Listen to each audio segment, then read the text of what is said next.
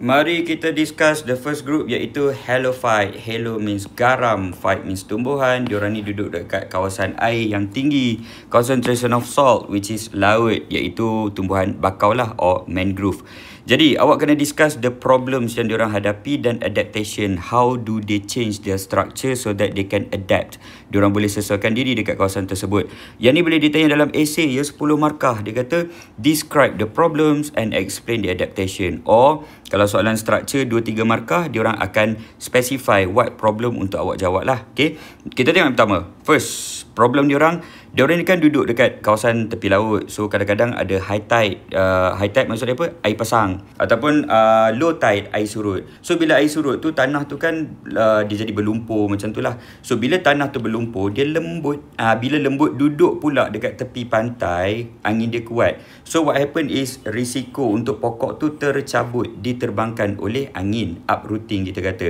Jadi macam mana cara diorang nak menyesuaikan diri dekat keadaan tanah lumpur dan lembut ini? Cuba tengok dia punya akar dia. Akar dia widely dia wide, dia luas macam tu. Macam kita lah kalau kita berdiri, kita buka kaki kan. Macam orang yang taekwondo ke silat ke kan, before diorang nak pergi pukul orang tu, diorang kena buka kaki tu dulu kan, so that badan dia stable lah, gitulah. Lepas tu dia ada banyak branch macam tu. Okay, so this is how they solve the problem by having widely branched root to provide support from to prevent from uprooting. Okay, jadi dekat sini saja dah dapat 3 markah tau. Ini markah pertama awak describe problem, markah kedua awak bagi tahu fakta, the fact that they have this kind of root, dan yang ni awak explain macam mana root tu boleh menyelesaikan masalah. Nanti bab 9 awak akan diperkenalkan dengan jenis-jenis akar ni pula. Dia ada 2 atau 3 different lah. Okay, alright, kita gerak kepada masalah yang kedua. Bila diorang ni terdedah pada air laut, air pasang or high tide, dia punya akar akan tenggelam. So bila tenggelam bertakung dengan air, maka diorang akan kelemasan. Apa maksud kelemasan? Diorang akan kekurangan oksigen. So macam mana cara diorang nak selesaikan? Cuba awak tengok kat situ. Nampak duri-duri tu? Yang tu bukan duri. This is actually a part of the root. So the root actually grow vertically. Dia tumbuh tegak dari atas tanah ataupun permukaan air tu. Jadi kalau awak tengok, ada bahagian akar yang still terdedah kepada udara. Jadi dekat sinilah akar tu boleh dapatkan oksigen. Dah kenapa dia perlu oksigen pula dah? Bukan ke pokok perlukan karbon dioksida untuk fotosintesis? Fotosintesis tu dekat daun. Yang ni dekat akar. Akar perlukan oksigen for respiration. Respiration for energy. Energy for active transport dekat akar. Okay, jadi jom kita tengok macam mana nak tulis dalam exam. So huraikan the problem dulu. Next, tell the pemeriksa apa fact that they have. Faktanya, they have pneumatophore. So that root is called pneumatophore. Kadang-kadang dalam exam dia tak sebut pneumatophore, dia sebut breathing root. So awak kena tahulah, breathing root refers to pneumatophore. Jadi how do you explain? Cerita dulu dia punya cara pneumatophore to grow. So it grows vertically upward above the surface of water. So that ada bahagian yang exposed to the air. Jadi dekat sinilah berlakunya gaseous exchange. Kalau dekat daun, gaseous exchange berlaku melalui stoma. Tapi dekat akar ni, gaseous exchange berlaku melalui this structure called lenticel. So lenticel tu imagine macam lubang hidung dia. Dia macam lubang hidung gitu. Okay, so lubang hidung tu lah tempat di mana oksigen CO2 keluar masuk. Siap. Kita gerak kepada the third point. So the third point, they are surrounded by seawater kan. Jadi air laut yang masin, high concentration of salt. Kalau diorang ni plant cell yang biasa-biasa tu, bila kita letak dekat dalam sea water, sebagai contoh kita tengok dekat sini, remember form 4 bab 3 kita belajar plant cell letak dekat dalam larutan hypotonic, low concentration of salt, lepas tu ada isotonic, and then we have hypertonic. Yang ni adalah high concentration of salt.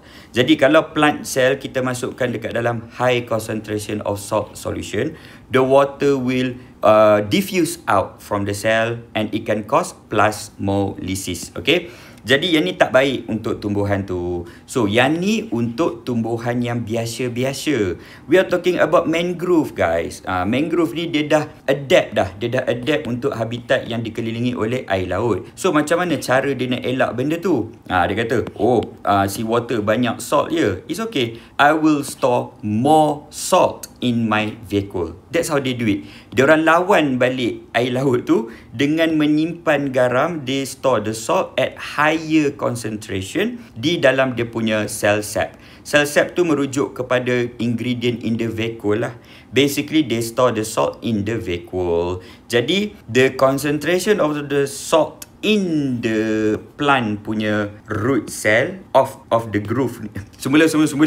So, the concentration of the salt in the plant cell dekat bahagian akar pokok bakau ni is actually higher, lebih tinggi daripada sea water. Jadi in this case diorang berjaya selesaikan masalah ya, rather than water diffuse out from the cell, the water actually can diffuse into the cell. Okay, alright, siap untuk yang pertama. Okay, untuk cerita pasal air laut ni dia ada 3 point. Point yang kedua, kadang-kadang bila diorang simpan high concentration of salt, dia become excessive. So, bagaimana cara diorang menyingkirkan, excrete the excessive concentration of the salt? Ini cara dia. Tengok dekat daun. Can you see the salt solid dekat situ?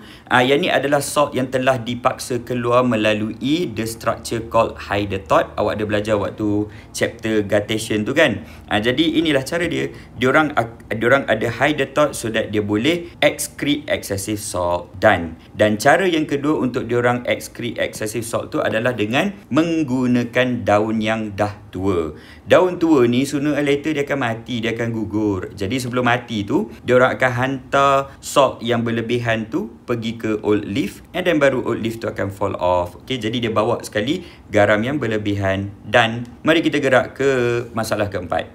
Jadi masalah keempat, diorang ni duduk tepi pantai. Pantai kan anginnya kuat, dia tolak awan-awan dari pantai tu. So diorang akan expose kepada high intensity of the light. Okay, jadi bila high intensity of light, dia akan menyebabkan rate of transpiration tu high. Ingat lagi tak, transpiration is how the water lose the how the plants lose the water in the form of water vapor.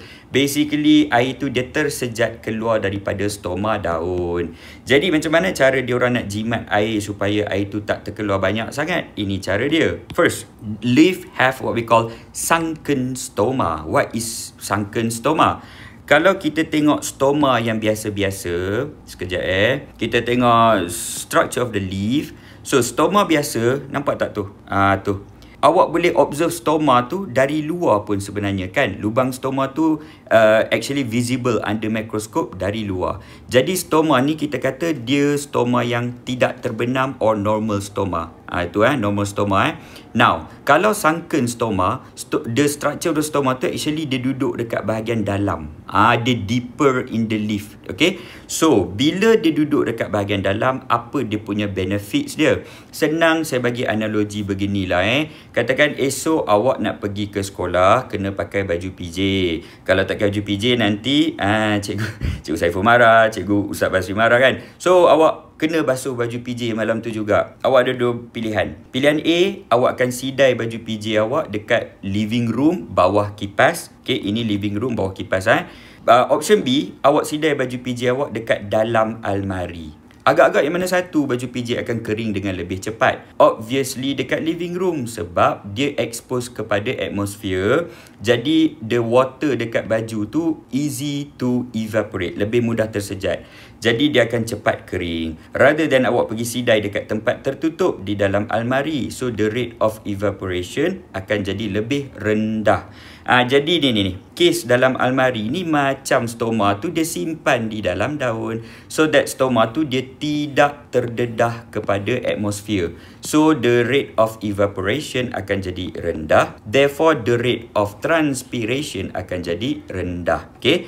Alright, kita tengok kepada cara yang kedua. Tengok dia punya daun dia. Daun dia ni tebal sikit berbanding daun-daun biasa, because kita kata daun tu dia juicy. Juicy ni maksud dia simpan air. Macam tembikai. Buah tembikai bila kita gigit kan air mengalir keluar tu kan. So the word to describe texture tu kita kata succulent bahasa Melayu. In English apa? Succulent lah. Okay, so succulent maksud dia simpan air. Itu je cara diorang mengatasi masalah air yang banyak keluar tu. Okay, alright, done for halophyte.